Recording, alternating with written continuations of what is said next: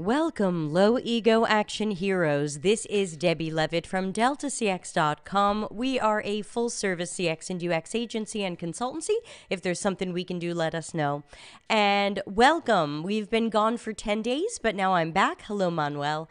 It is January. Hello, Elvina. It's January 20 and it's time to practice critical thinking. And before I start yapping your heads off, let me, of course, thank everybody who is a past, present, or future donor to the channel in small and large ways. Thank you for keeping me in streaming software and delicious chocolate chips, which I didn't have any of today. And I'll tell you why. I am back from our trip to America where we did get married. So new ring, much better. Hello, Malika. Lighter, prettier, better than the steel one we've been wearing. Thank you, Elvina. Unfortunately, we also have COVID. So after 3 years of not having COVID, I finally do have it. We have tested positive. So I just want to remind everybody that COVID is still a thing and you can get it. And for some people, it's mild, and for some people, it will not be mild. And so you have to continue taking every possible precaution. We certainly did. We have no idea how we got it. We've been turning down everyone's invitations to do things. We've been the least social people on the planet. We masked so much on the flights that I think I have permanent lines here and a couple of pimples from wearing the mask so long. We did our best, and that's all you can do. So I have a little bit of a weird cough. Thank you, Elena, Credence, Manuel, and Mindy. It was an amazing time. There will be pictures and videos to follow. I'm still downloading them from the photographer. I don't think the pictures look great. I'm not sure I like the lens that he used. I feel like I look a little wider than I am. I feel like, to me, I look like this. I have a jawline. In the pictures, I look quite heavy, so I'm not happy with them, but that's okay. We had a great time. The photographer was a nice guy. Those staff were great, and the people at the party were fantastic. Thanks, Faye. And of course, you won't be surprised to hear that the karaoke show was completely stolen by Dr. Seth and Oz, also known as Excel on Fire. So yeah, thank you. I will get better soon. Really, we're not that bad. We've had it mild, and I think I'm on day 5. So moving right along. But again, a warning to people. This isn't over. It's still a thing. Please be careful. I do still have my fake eyelashes on. They were applied a week ago. They will be falling off over time, so enjoy the glam now. I do like to get them from time to time because then I don't have to put on makeup and worry about mascara, but you know, they're not the most comfortable. They're just not. They get glued on and they stay for weeks. So these are already here a week, but they're kind of glam, right? And this is like, please make me look natural. You should have seen what the woman who did them was wearing. It looked like she had tentacles. All right. So all of that out of the way, let's do some critical thinking. We did get some submissions over the last 2 weeks. Here in 2023, we're going to be doing the critical thinking show every other week. Luckily, even with COVID, I don't feel like I have brain fog, so we're going to do our best to do some critical thinking today. And just a reminder that, of course, my new book is out. If anybody hasn't read it yet, you can pick up a copy. Amazon, Customers Know You Suck, or you can go to the new deltacx.media website where we've got international links for Amazon as well as digital downloads for as little as $1. Eye tentacles. Hi, Ekta. Hi, Ralitza. Yes. Eye tentacles. I paid for them. So let me flip over to our critical thinking submissions and we'll take a look at what we've got. My computer is acting a little slow and grumpy because I'm downloading the videos from the videographer. So give me a moment here. Let's see. Let's take these off the screen. Let's flip over to this. Yes, beware of eye tentacles. And let's try pressing this. How did I do? Okay. Yes. Okay, great. So here we are. So somebody sent me Blind, which I assume is just some sort of Reddit, like come here and write crap and talk to people. Weird things coming up. Let's see. Okay, this says, I think I hate being a UXer. Anyone else? And it says, I've been in UX for almost 5 years. I've had other careers previously. I worked really hard to get here, and I feel guilty for saying this because I know so many people want to break into UX. I'm a researcher. I mostly find it unbearable and tedious and hate my job most days. The PMs are forever a nightmare to deal with no matter what company you go to. The engineers don't respect you. The quality of designers you work with fluctuates wildly. Same goes for researchers. Oh, look, we have a spammer on Twitch, everybody. Disregard. Yeah, I still stream to Twitch. I don't know why. So far, it's just spammers. So ignore them and be sad for them. That's sad that that's what they're doing. Okay, so they were saying the endless grind of usability studies and fighting for generative research is a chore. I just don't think I can hack it anymore. Anyone else also hate being a UXer? So obviously, this is something we have covered on this channel from time to time. We have talked about how UX is I would say 90% of the time, kind of like this. It can be a very thankless job. You can be doing a lot of stuff that doesn't match the way you want to do it. You are often working with people of unknown levels of skill and talent. Sometimes you get really lucky to have some great people, and very often you do not have great people. And I think ultimately, at least my reaction to this is, whenever you find yourself hating a job and it's not that job. So for example, do I hate the job I'm at now, or do I hate all these jobs? And this person's saying, oh my gosh, I've been hating this for 5 years. I think you just have to get out of it.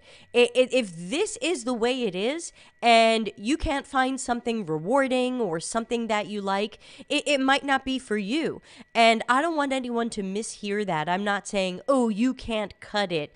No one should have to cut it. This should be a reasonable job. It should have rewarding moments. It should have enjoyable moments. If it really doesn't have that, then I would say look for what will for you. For some people, even though we experience these things, we still find something rewarding from it. Because I agree with this post, and I think that many of my jobs have looked like this, but I still find something that, to me, looks and feels rewarding, keeps me wanting to do it, keeps me involved. If you're not finding that, it's okay to move on. UX isn't going to be for everyone. Then that's going to be true even for some people watching now. People with long careers might move on. People new to it might move on. It's really okay. And by the way, if you do move on, you're welcome to stay part of the Delta CX community. We're not throwing out people who decide they might not want to work in UX anymore. We have some who are active in Slack and stuff. Totally fine. Let's see. People say, I admire you. Do us all a favor and leave. See, now that's exactly the type of attitude that is just not helpful. I mean, we talk here so much about meaningful, actionable, and helpful, and to say, do us a favor and leave. That's not doing us a favor. And then they're sorry for being hostile. Yeah. I mean, I maybe whoever Trenhard is should leave UX. It sounds like that's someone who doesn't belong. The other person, the original poster, sounds thoughtful, caring, introspective, interesting, interested. That's someone I would like to see in UX, but I could also understand them not wanting to stay. What do any of you think? I see we've got 17 people watching live on YouTube. I didn't check LinkedIn, but yeah. Cataline says, hi, glad the image quality is great. Do you mean today's stream? I think our internet is working again. It could be that. Let's see. I wouldn't suggest someone says, ooh, work at Meta when you... I've heard some bad things from insiders at Meta. Again, just because they pay well and they're sometimes hiring doesn't mean you'll be happy there. Excuse me. Oh, thank you, my boyfriend. I married him. My husband banned the Twitch banner. Husband, clap, clap, clap. Husband, clap, clap, clap. Sorry, for those of you who just joined, I got married and we did get COVID. It was kind of a wedding present to ourselves by accident, so I apologize that my voice sounds a little bit funky, and but my brain feels good, so we'll get there. Yeah, I also do believe, and this is just my opinion, that sometimes working in an agency can be better. Now, obviously, there are some agencies that want speed over quality for UX and research. That's not going to be better. But if you can find an agency that's quality over speed, that would be good. All right. Let's look at the next one. Ooh, Reddit. I do not miss Reddit, y'all. I had an ugly December on Reddit, and I don't want to go back. So I didn't log in. I didn't look at anything, but I'll take a look at these things that you've sent in. Cataline says, thank you for your reading. Yay.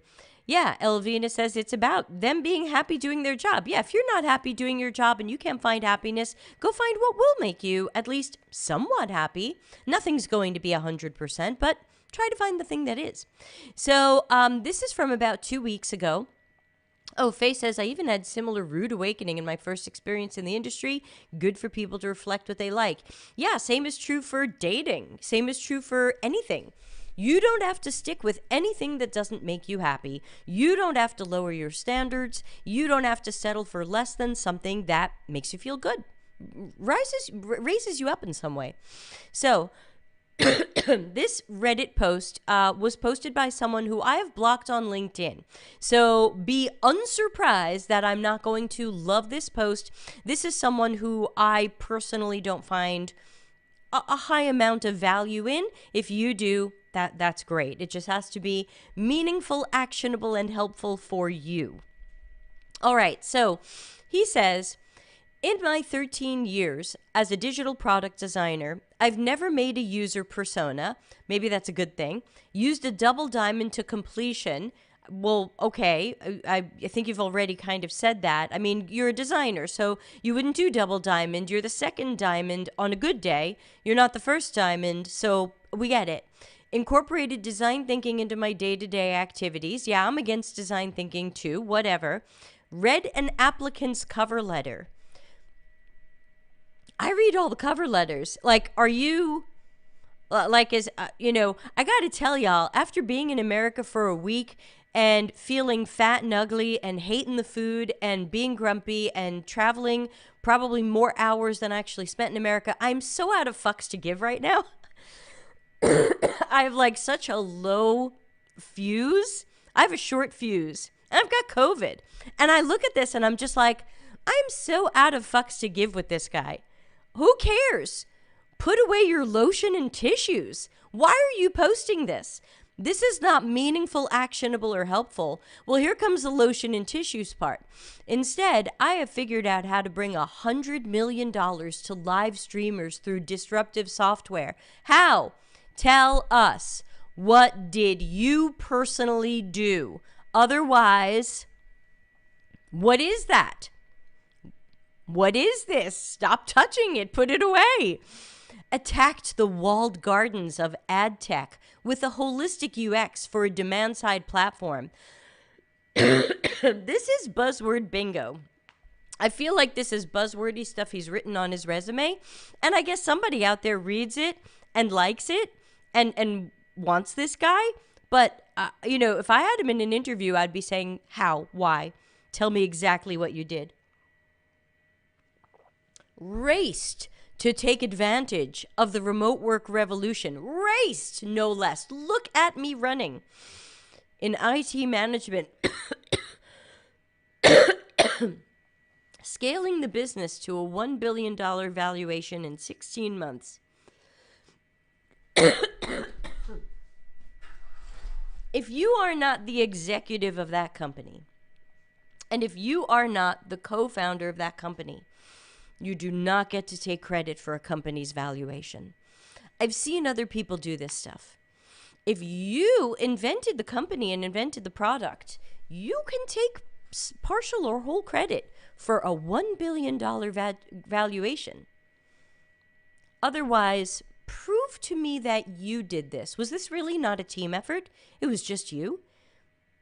You took advantage of the remote work revolution and you scaled the business, whatever business this is, to $1 billion. And who is this? What is this? And why are you writing this? What can anybody do? So I'm just going to skip past this because I started looking at some of the comments. And the comments were kind of like, why are you posting this?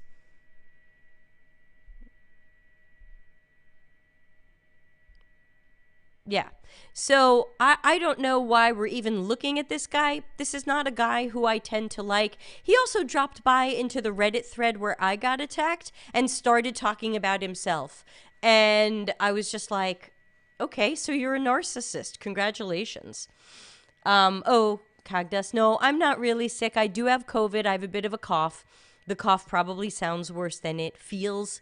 But I don't do a lot of talking right now. I've been resting my voice and resting up with COVID. Now I'm talking, and it's drying out my throat. And I left all my stuff in the other room, so I don't have all my stuff. Let's see.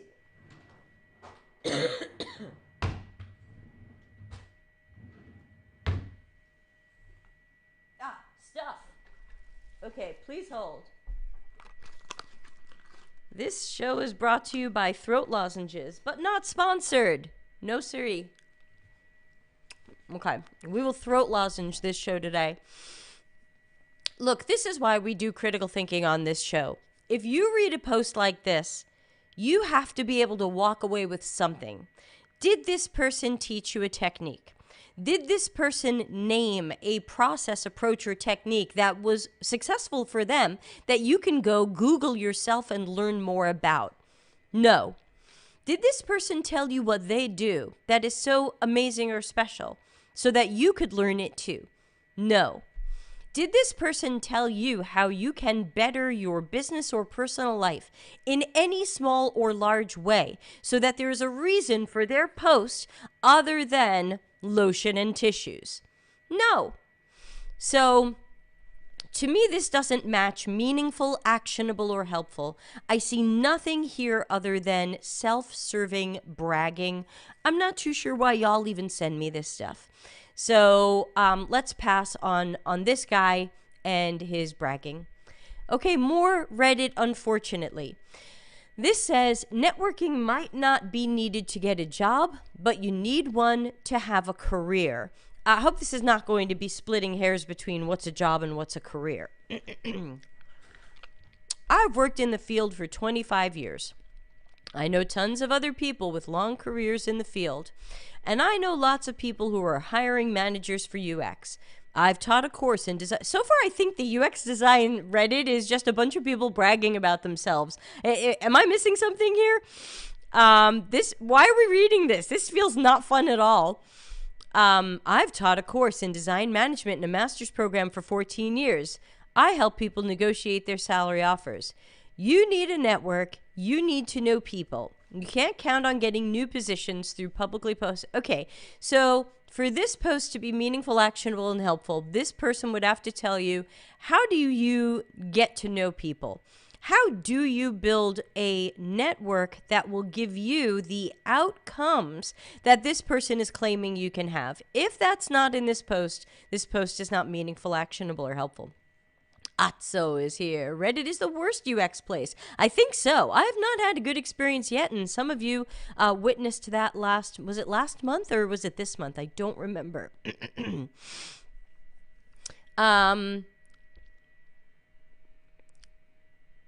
Sure, you can do that. Getting a reference is a huge benefit when applying for jobs. Ralitza says, I think this comes across like that because there's not necessarily a connection between the person themselves and the experience they have. Yeah, and it ends with, trust me on this, whoever you are. Moderator of the Reddit who didn't save me from libel and attack, sure. Elena says, Reddit is my mindless scroll because of the bajillion cat subs. Well, sure, if you're going to go onto Reddit and look at fun people and cats and two-set violin, yes, Reddit is probably a lot of fun. But something about UX on Reddit to me seems like, I don't know why any of y'all spend your time on it. It just seems like true crime. LinkedIn, Ralitza says, yeah.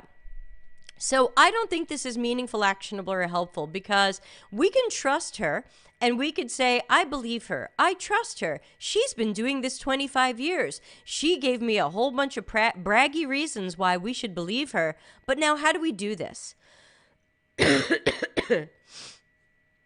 See, Malika says, Reddit is cute animals and stupid food. Love it. Oh, Creedon says, I love Two Said Violins. Me too. I'm a super fan. Milky Drop says, Reddit is a hellscape. Yeah, for sure. I feel bad for newbie UXers using that as their main check for skill building. So, meaningful, actionable, helpful? No.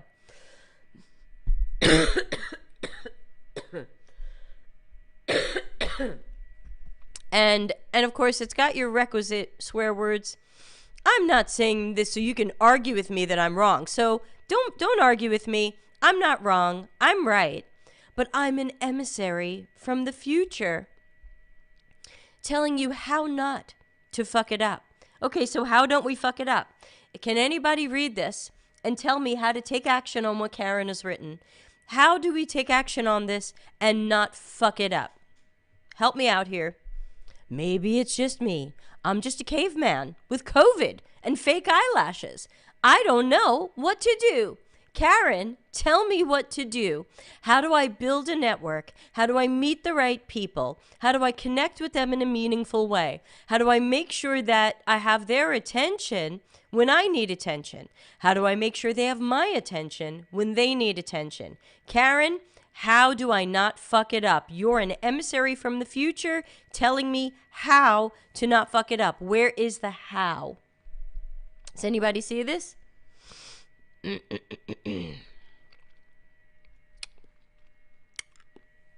So I'm just waiting for the delay. See if anybody is seeing this and I'm not seeing this. So, as usual, be careful of posts like these. I call them cheerleader posts because they seem like, rah, rah, rah, you can do it. You got to do it. There's this thing. You can do it. Nobody's stopping you. You got to do it. Take my advice. You got to do this. Okay. How do you do it? How do you do it right? How do you know when you're not doing it right? How can you help me do this better? Where am I getting this wrong? Is there anything here that is actionable that I can sink my teeth into? Is anybody watching finding anything on this screen where they go, aha, yep, Karen really helped me out here. She posted this, and now I think I'm going to be better at networking. But remember, you can't write back and argue with her. She doesn't want to hear it. She's right. She is your future angel of mercy helping you out. Anybody? No. Well, I know we're delayed, so if you have a comment, let me know. We'll get back to it. For now, I'm going to move on because that's meaningless. Okay. Nick Odell. I don't know him. Staff quantitative UX researcher at Dropbox. Okay, quantitative. Okay, just got to put that there. That sounds like that's his specialty, so that's cool. We need more quant and data people, so that sounds interesting. He says, I'm sorry, I don't see pronouns. I'm calling him he. That could be wrong. Dear academics, this is Elena's world, so I don't know why you're sending me this. Send it to Elena, but dear academics transitioning into industry, you're not going to want to hear this. It is probably one of the most difficult times to transition into industry, especially in tech. The market is saturated, and every day we see heartbreaking posts about layoffs and downsizing, meaning a lot of vetted or qualified individuals are competing for similar positions. If I were talking to my grad school self, I'd encourage him, to start looking for internships or entry-level positions ASAP. Whoa. I need the screeching car tire sound. I don't have that. I do have this. I need screeching car tire sound. Hold on. I really thought he was about to say it's one of the worst times ever to get into industry. So delay it or check if it's right for you or blah, blah, blah. But it sounds like he's saying, get in there as fast as you can. Get an internship. Get a thing. Get a whatever. Is that how other people are reading this? Spend additional time in grad school, though a 6th year in a PhD sounds brutal. Okay, so hold on. Should you look for, I guess you should do everything. Just do, dear future self, do everything. Look for internships, look for entry-level positions, maybe stay in grad school another year. Everything? I'd even advocate for traveling, cultural experiences, freelancing, or alternative income streams. Everything. Dear me, do everything. Travel, have a cultural experience, freelance, or find alternative income streams. I find this absolutely not meaningful, not actionable, and not helpful. Is anybody else getting this and I'm missing it? People clicked like on it, and I guess, you know, it's got that vibe. It's got that please click like on me vibe, but like the message appears to be, dear academics transitioning into industry, everything everywhere all at once. Elena says, I am so against telling people to stay in grad school another year. Cool. Tech is not the only industry. True. Elvina says, traveling, cultural experiences. Where do I get money? LOL. So true. Yes, this goes with a hashtag privilege, I think. You know, hey, take time off, travel, have cultural experiences, or, you know, just find other ways to make money. Alternative income streams. This person has posted 46 times, so he might be trying to build himself up on LinkedIn, and there's going to be someone who presses like on this, but I'm not getting it. Yeah, Elena says, yes, hashtag privilege. Yeah, but ultimately, the privilege here is I'm going to write you a post that sounds like it's helpful, but isn't helpful because it's not telling you what to do, and it's got a picture of a curvy road because you're going to take a curvy road. I can't, everybody. I can't. Hey, Shweta's here. You stayed up for this. Freelancing and getting clients is a whole other line of work. Yeah, that's true. That is very true. And a lot of these don't work at the same time. You might have to pick one. All right, so I didn't enjoy this post. Maybe you did. You're welcome to follow Nick if you dug it.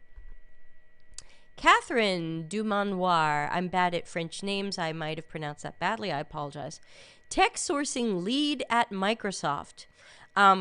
Okay, so tech sourcing is usually, if I'm remembering this correctly, an internal recruiter. Right? Someone who recognizes the staffing and hiring needs that different teams have and goes usually proactively to try to find people, usually with LinkedIn searches, mailing lists, and other things. So I'm guessing that's who she is and her job. She has 136,000 followers, because who wouldn't want to be following or connected to someone who's trying to hire people to Microsoft? And this post got a lot of love. So let's check it out.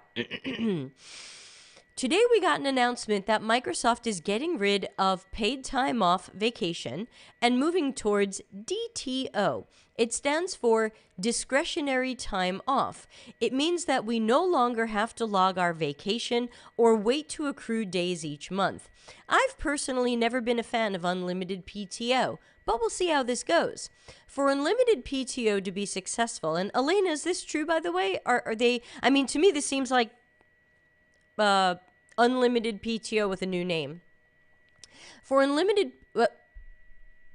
my screen just went off.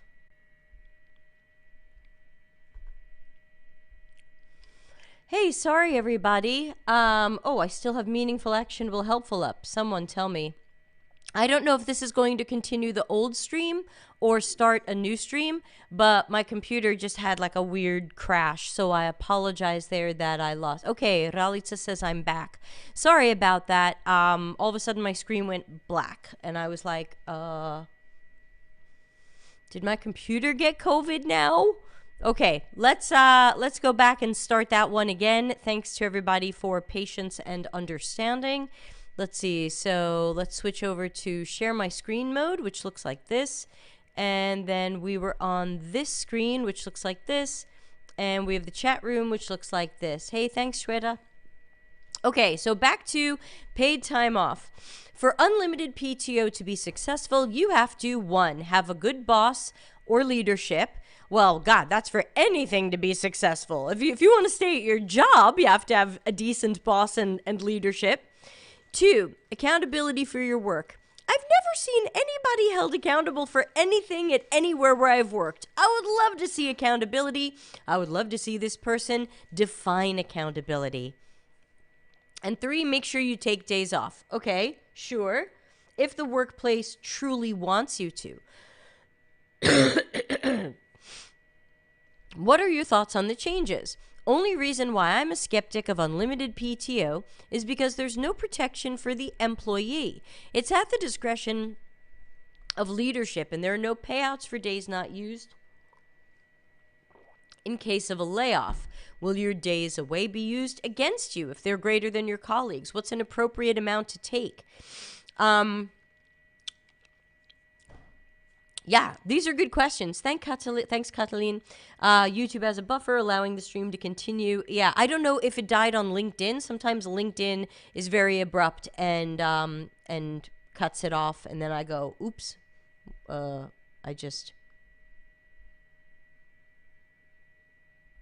Yeah. So I think it might be my restream also. So I don't know if we're still on LinkedIn. So another good reason to subscribe on YouTube. So ultimately, I'm not too sure what is the point of this post. It got lots of thumbs up. Maybe people are excited about Microsoft doing this. I'm not sure what the difference is. Elena says we moved to discretionary time off a few days ago before the layout announcement broke in the news. Okay, so yeah, I don't know what this means. I think ultimately my perception of unlimited PTO, for those who have had jobs, who have heard of that or have had it, it usually means that you are allowed to take as much paid time off as your boss or manager approves. Now, I had that once, because usually I'm a contractor and they can't deny a contractor time off. You just don't get paid for it. I had a full-time job in 2014 and I think I had unlimited PTO and I had a good boss and I did use it because sometimes I'd be called into a company to do AXure training for a few days and I'd say, hey, I'm going to take a few days off and I'm going to go do AXure training. And they would say, hey, as long as you're keeping up on your work or you have someone else who can fill in for you, sure. So, I mean, this is really about relationships and communication. Can you keep up with your work if you're taking time off? I was trying to multitask, so I mostly did. Do you have someone who can cover for you when you're not there? Do you have some sort of partner or teammate who is working with you and is aware of your project so that if you're not there, they can do it? So, ultimately, I think unlimited PTO or whatever they want to call it is a cool way to go. Yeah, so Creedon says, did Microsoft cancel accrued PTO and then lay everyone off? Yeah, it's a nice critical thinking question. It does kind of look like that, doesn't it? Elena, optional if you want to answer that. And I see what Catherine is saying, that if you do get laid off or you quit and you have accrued days, you sometimes do not get that money back. But I have to say, in the times when I've been leaving jobs, that has been the last thing on my mind. But obviously, any money you can get or reclaim is as good as possible. So, yeah, what do you all think of this? I don't think there's anything for us to do. There's no action here, so this doesn't have to be actionable. Is it meaningful? Is it helpful? I don't know. It's interesting. It's a bit of news. I didn't know Microsoft did this. It seems kind of like unlimited PTO and just renaming it. But yeah, some good critical thinking questions here that I can't fully answer. So I'm going to move on to the next one. Okay, Jason.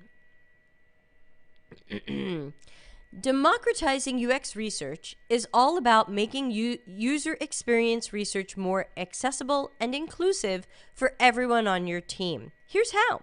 Okay, so first of all, we have to be careful about our definitions of democratization. Now, as my book points out, the word democratization is really not the right word because it's a word used to make it seem like it's something everybody wants. Who doesn't want a democracy? Who wants UX research communism or dictatorships? But we don't have democracies pretty much anywhere in tech. Engineering isn't a democracy. They're not working on making engineering and code more accessible and inclusive for their teammates. Could they? Debatable. Product managers? No, they're very land grabby in general, though not all of them. So we have to be careful of this whole democratization thing. I'll be doing a lot of talks this year at various conferences against democratization. So remember, we do want our research work to be more accessible. And do we want it to be inclusive? Sure, but what do you mean by inclusive? If by inclusive you mean we're actually going to stop using stereotypes and talk to more users across more user groups so that we're not just talking to 10 white guys, yeah, then we want it to be more inclusive. Do we want to make sure that we're collaborating with our cross-functional team at the right times in our process? Sure. We want to make sure that we're collaborating in the right places. That could be called inclusive. But I have an entire subchapter about how the word inclusive is used to gaslight UX researchers into whatever democratizing is this week. So let's see how he is describing this, and let's see if he's gaslighting us or not, because I'm worried we could be gaslit, because that's a little clue for me when I see inclusive, because then this person gets to say, hey, Debbie, if Debbie doesn't want product managers and engineers doing the research, she's not inclusive, which is crap. Okay, so Jason says, involve cross-functional team members in UX research activities such as usability testing and user interviews. That's a no from me. I don't even know why somebody sent me this. This makes no sense. This is the usual stuff about democratization. Everybody, chapter 12 of my new book, Customers Know You Suck, burns to the ground every argument and reason there is for democratization. If there's an argue for democratization, I've heard it and I burn it down in chapter 12. So there isn't going to be, they just don't stand up to logic. Once you have everybody doing usability testing and user interviews, then we don't need to hire UX researchers. Jason doesn't need a team. Jason doesn't need a job. Why do we need Jason? What's Jason there to do? Herd the cats? It doesn't make sense. Elvina says his advice is not bad. He talks about keeping the team user-centric. Well, let's see. So far, I'm not loving his advice, but if you've read ahead and you like something, then I'm glad there is a light at the end of the tunnel. This helps to build a shared understanding of user needs and pain points across the organization. Again, I tend to find that to be a little bit gaslighting, because the implication or the implied message is that if you don't let other people do UX research activities, they will not understand user needs or pain points. But that doesn't make sense, because we work from each other's data and information all the time. We work from data scientists' work. We work from analytics. We work from call center information. We didn't go out and do those activities ourselves. We worked from other people's data and shared knowledge. And yet we were able to utilize that without calling that siloed and without trying to do those people's jobs. So again, that's an argument that tends to break down fairly easily. Next, he says, encourage collaboration and co-creation with users during the research process. Invite user feedback and ideas early and often to ensure that their perspectives are heard and considered. Yes, but don't forget generative research. It sounds like he's talking more about feedback during usability testing, so that we're hearing people's perspectives and feedback on our ideas. But remember, there should be research happening before we're coming up with ideas. We have to understand the problems and the users better so that we can hope to have the right ideas to solve their problems. So, you know, half and half there. Shweta says, we'll need to understand what he means by involve. Is it observation or getting them to do it? Yeah, so here I've noticed that involve tends to mean they do it too. Otherwise, you're right. It's great when cross-functional teammates can observe research sessions, whether live or recorded. But normally when I see people say democratize and involve, they're saying people should be doing the research, doing.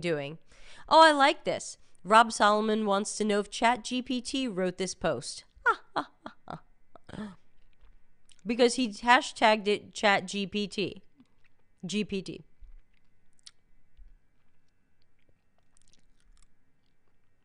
I'm wondering if ChatGPT wrote this post. Now we have a whole other question, right? Next, he says, use tools and techniques that are low cost and easy to use, such as user testing platforms. This removes barriers to participation and makes UX research more accessible to all team members. Again, we don't know what he means by participation. We don't know if that's observation, or we don't know if he's saying everybody should do the research, which of course dilutes research. I think democratization is the wrong word because we don't end up with a democracy, we end up with dilution. Foster a culture of continuous learning and experimentation by regularly sharing research insights and encouraging team members to test new ideas and approaches. Yeah, this starting to feel a little ChatGPT. What do you all think? By democratizing UX research, you can build a more user-centered and innovative product or service that truly meets the needs of your users. And again, that is some sort of weird logical fallacy where we have said the reason to do the thing is because the thing could happen. And then it would happen, and then it would be the thing, and then the thing made the thing happen. So that doesn't make any sense. By democratizing UX research, you didn't prove that point. Shweta says, it feels he's mirroring what many people are saying. Is this for PR or something? Yeah, I don't know if this is for PR or if this is something he fed into ChatGPT and that's what came back, because why else put the hashtag ChatGPT on it? It makes me think he must have asked it, what are some good reasons to democratize? But it's funny because all of these are kind of weak and they don't sustain themselves very well. How do you build a more innovative product? How is your product more innovative if you let more people do research? Does it ever go wrong if more people do research? What types of research are people doing and who are these people? So you can't just throw out these generalizations and say, yeah, democratize user research and we're more innovative. That they're totally unrelated. How innovative a company or team or group is not going to be directly related to whether or not UX research has been diluted. And in fact, there might be an inverse ratio. The more you dilute and so-called democratize research, the less innovative you are because you don't understand the users as well. You don't understand the problem space as well. You didn't define the problem as well. You might not even be innovating. The word innovative is thrown around too much. Very few companies are innovating. So it's got a few,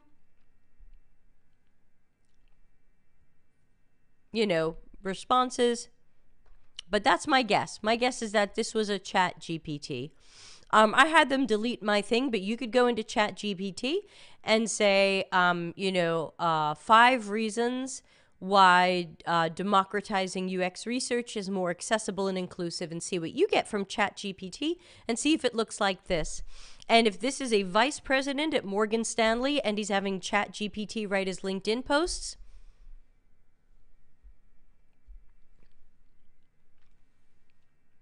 what can we say to that? Moving on. So this appears to be the post of the last week or two, and it's also in kind of that Chat GPT AI bucket. And yes, we're definitely going to start scheduling at least one show on this stuff. Excuse me. So first of all, let's remember that when we talk about AI is not the right word for it yet. ML is the right word for it. We did that in a previous show. We did AI and ML with David Knickerbocker. Look up that show on YouTube. Go to YouTube, of course, subscribe, and type in Delta CX AI ML, and you should get a great show we did with David Knickerbocker who explained those things. AI is artificial intelligence, where hypothetically the machine can think for itself and make decisions and things like that. ML, machine learning, means we've trained a bot on stuff, and now they're able to parrot that in some way. Parrot that by repeating the knowledge or imitating a style or whatever. That's machine learning. So this guy got a lot of action on this post, and a lot of the first comments I saw were negative. So let's take a look at it. I don't know who this guy is. Moti Sarig? I don't know him. So let's see what he says. Well, I've got good news for you. ChatGPT is here to revolutionize the way we conduct user research. Okay, so first, who is he? He is a UX designer. So he's a UX designer who's going to tell you how to revolutionize user research. My first question or action would normally be to go to his profile and see what his user research cred or background is. Is he someone I want to hear from when thinking about user research? He may or may not. If he is really just a designer, no offense to him, he may be an amazing designer, but I'm not sure he's the person I want to hear talking about research, because this might not be his area of expertise. Recently, my team and I have been working on a new patient record interface for a big hospital in Israel, and we knew that creating use cases for different types of users was going to be a crucial step in the process. So instead of spending hours and hours writing them out by hand, we decided to put AI to the test. Okay, so the first thing that strikes me, tell me what strikes you so far. We're only in that second paragraph. The first thing that strikes me is what was your source material? Because if you're creating use cases, my guess, and I'm totally guessing here and I could be wrong, is that your team already had an idea of what they wanted to build, that this is a feature factory, that this is feature first. Hey, this is for a patient record interface. We think it's going to need this. All right, now let's write out some use cases for the feature we want to build. Now remember, that's feature-oriented design. That's feature factory stuff. If you want to be more customer-centric and more task-oriented, then the use cases don't come from the idea or the feature. They come from the research. So was there any research done? Is anybody at the company or consultancy that you're at a qualified researcher? Where are these use cases coming from? What's the data? Now, let's continue and read the next paragraph. See what jumps out at you here in paragraph 3. We did our brainstorming like usual. We identified the personas, their roles, jobs to be done, and then we used, only then we used ChatGPT to generate the use cases, and it was like having a wizard at our disposal. Chat responded with a variety of scenarios that we were able to use in the next brainstorming session. Malika says, so asking the machine to guess? Right. So it sounds like we did a brainstorming session. We made up personas. We made up personas' roles. We made up personas' jobs to be done. And then we asked ChatGPT to take that information and imagine how people would use, I guess, the features we're planning on building? I don't know. There is definitely missing information here. But I'm still trying to figure out, what did they start with? Did they start with interviews? Did they start with observational studies? Because I know if my company were being hired to create a new patient record interface for a big hospital, I would be starting with observational research. I would be starting with observing the different types of people who interface with that record system, whether that be doctors, nurses, technicians, cleaning staff, people who order supplies, insurance companies, the patients themselves. What did we start with here? Or did we just start with, we're great designers and we're going to brainstorm and make a thing, which very often happens. I don't know. So I can't tell you if this person is doing a nice, thorough, human-centered design process or if it's, hey, let's just brainstorm a better system for patient records. Ralitsa says it was not only guessing about everything, but delegating the most important part to the chat GPT, the analysis. Oh yeah, I get, right, that's the part I didn't mention. Credence says, so they used guessing to then define further guessing in order to ask machine learning to do more guessing. I know. It reminds me of one of my favorite lines from the TV show Blackadder, which I'm a big fan of. Anybody else here? And the line is, so you're saying that something you've never seen is slightly less blue than something else you've never seen. Elvina says, wait a second. He said ChatGPT can help with research. And then he says they asked it to generate use cases. Where's research? Yay, Critical Thinking Award today goes to Elvina. Because, yeah, how did that help you with your research? I can't tell what research happened here. That's what I keep asking. What research did you do? Or did you just say, we need a new patient record interface, let's get brainstorming? Or something else? Shweta says, why is everyone acting as if as a ChatGPT spokesperson, the marketing this product is getting? Yeah. Melanie, hi Melanie, missed you this weekend. So basically ChatGPT just crowdsources content based on prompts. Yeah, I mean, you have to remember, ChatGPT is recycling things found in other places. So don't pretend you're innovating or coming up with a fresh idea. ML works on the information it's been trained on. I still want to see if I can get an ML expert to help me build like a Debbie chatbot. Like, can we train it on all of my videos, all of my books, all of my articles, and see if it can answer questions as me? I want to do that. I want that experiment because I'll know if something sounds like me. I'll know if it's the answer I would have given. I want to see that. Can someone hook me up with someone who can do that? So, yeah, totally agree with all of you. Great critical thinking questions. This is definitely a guessing sandwich with lots of layers of guessing.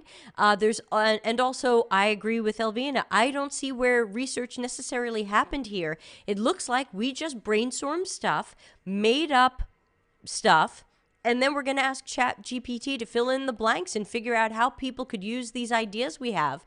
And I've talked before about how you shouldn't reverse engineer use cases.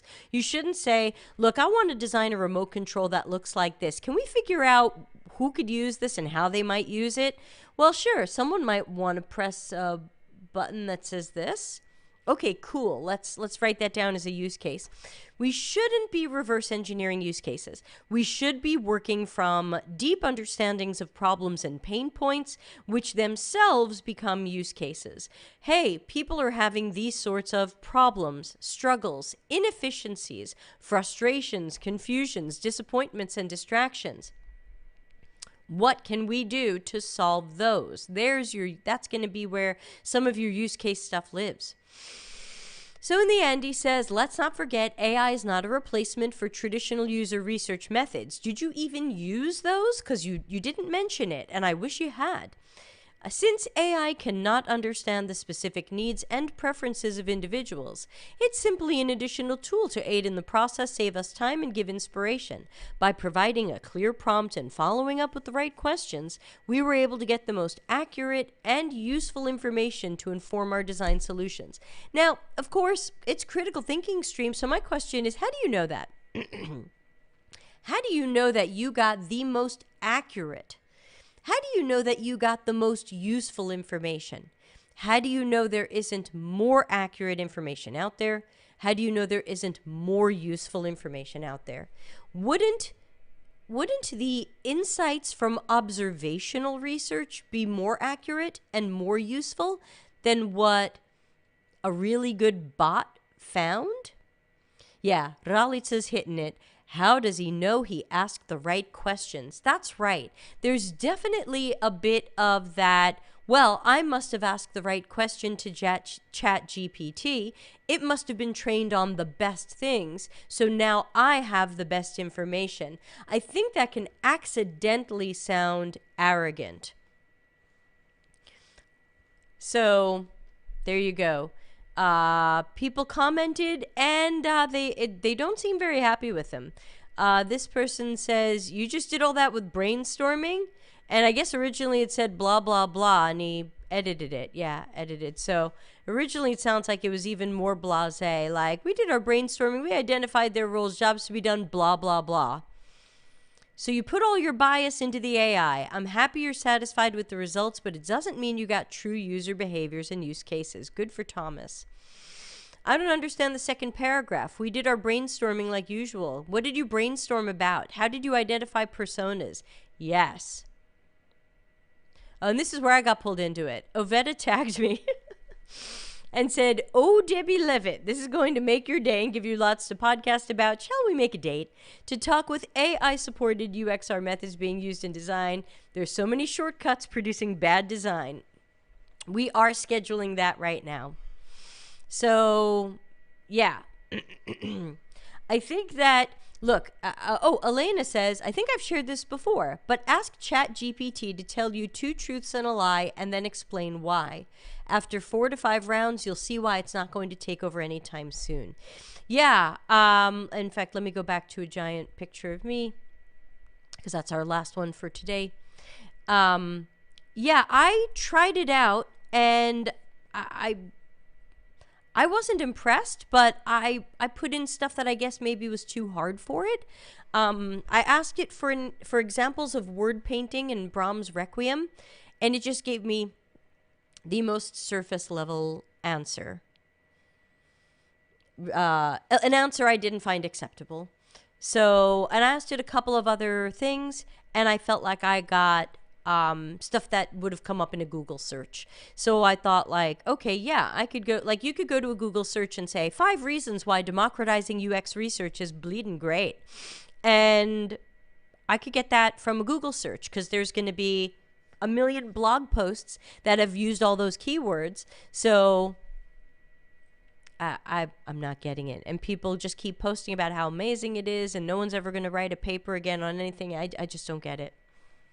We're not there yet. Any other thoughts or questions before we wrap up the show? I'm going to, open up my calendar and tell you what's coming up on the show. Note that we're back to a fairly normal schedule now that I'm back. So we're going to have these every other week, and Think Out Loud is also going to be every other week on opposite weeks. So next week we'll have a Monday Think Out Loud, which I'm still planning, so feel free to send something in if you'd like, deltacx.com/links. Tuesday is double office hours, if my voice holds out. 10 in the morning Italy time and 6:30 p.m. Italy time. Looks like I've got John N.A. Brown joining. I'll check with him that he's up for it. And so that's Tuesday. Wednesday is the start of our book club. It's absolutely free to join. If you would like to be part of the Customers Know You Suck book club, you are starting on Wednesday with the book club. You can find it in the calendar. So you can find it in the calendar on deltacx.com/links. There's an event calendar there. I think we're going to be doing it in Remo. It's totally free. You can come and go as you like. You don't have to come every week. But we're going to be meeting every week and talking about 1 or more chapters from the book. That assumes that you've read those chapters. So just know that for book club first meeting on this Wednesday, I expect you to have read chapters 1, 2, and 3. They're generally short. That's about 24 printed pages, so it's not too much. You've got a few days to do it, and we're just going to be discussing it. I'm going to be there live. We're going to be talking about it. I'm going to take your questions. So if there's something you want to talk about, please join the Customers Know You Suck book club. It's going to be every Wednesday for, I think, about 13 Wednesdays. And again, you can see in the Google Calendar description each date that we meet and which chapters we'll be talking about, and that way you know how much you have to read before the book club. But it's 16 to 37 pages per week, some weeks heavier than others because of the length of chapters. So that starts on Wednesday. Again, that's not going to be broadcast on YouTube. That will be a private event through Remo. Nothing on Thursday. It looks like it's Darren's chit chat. I try not to overlap him so you don't have to pick who you're going to. Let's see. Friday will not be a critical thinking stream because we're doing it today, and it's going to now be every other week. And yeah, so just always check the events calendar if you want to know when streams are coming up. I've also sold 2 tickets to March, the early March Transforming Toward Customer Centricity workshop. So if you would like to join that workshop live, tickets are as little as $27, and you can find that.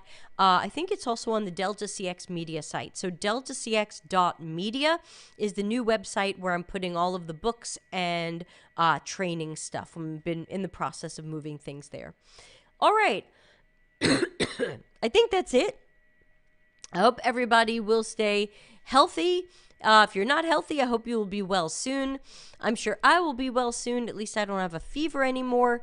We can all take bets on how long the fake eyelashes will last. But thanks to everybody who joined me back on the Critical Thinking stream. I've missed all of you. It's been great to see you every other Friday doing these wacky things as we do. And if you want me to rip something apart, you can send it. There's a link at deltacx.com/links. All the links related to the show are there.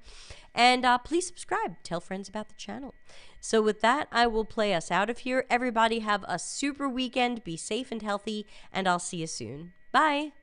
Customer centricity as business intelligence. Visit deltacx.com to learn why we are